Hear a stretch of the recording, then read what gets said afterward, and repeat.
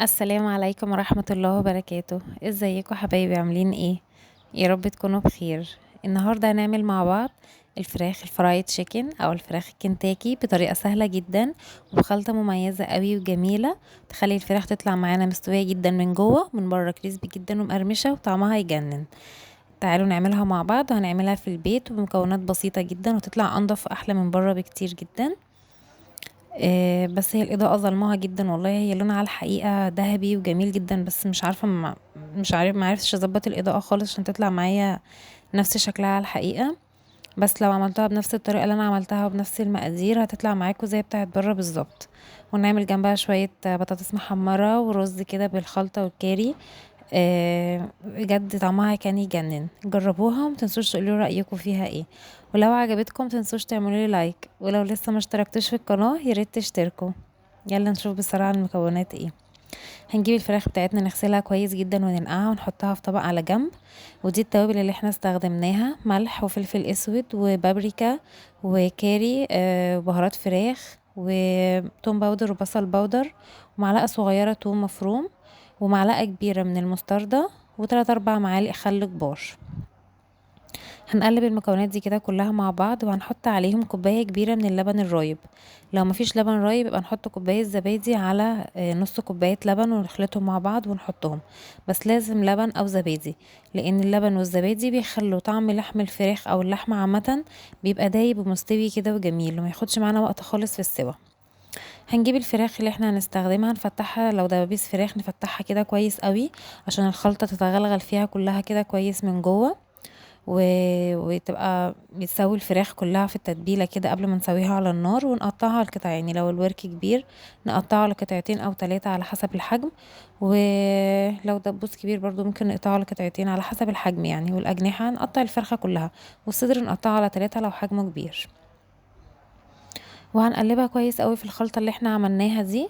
نقلب الفراخ كلها ونخلي الخلطه كده تخش جوه اللحم بتاع الفراخ كويس جدا عشان كلها تاخد من الطعم بتاع التتبيله.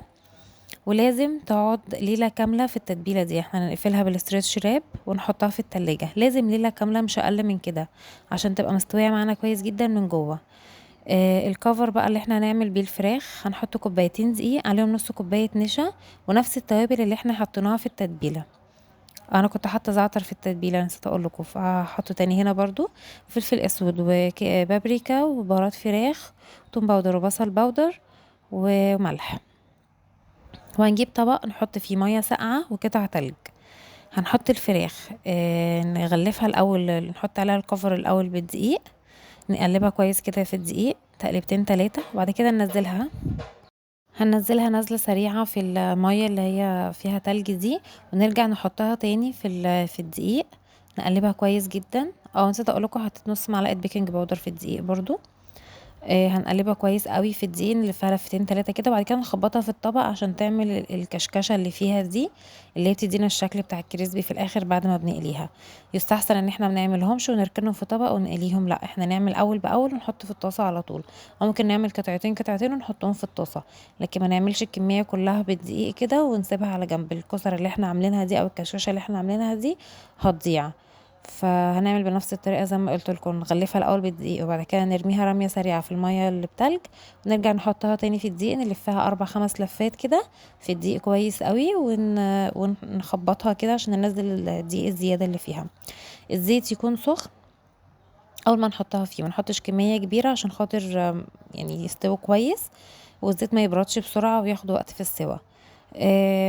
هنسيبها لحد ما تاخد تجميع من الناحيه التانية، وبعد كده نقلبها. احنا بنسيبها في الزيت حوالي 12 دقيقه ونطلعها على ورق زبدة علشان خاطر المنديل هيخليها طرية، فنطلع الفراخ على ورق زبدة نصفيها كويس من الزيت وتطلع على الورق الزبدة.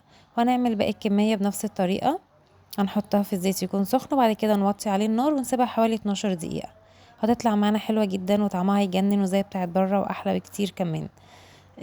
جربوها، متنسوش تقولوا رأيكم فيها ايه. ودي بقى في الاخر بعد ما خلاص خلصناها، بالألف هنا وشفا.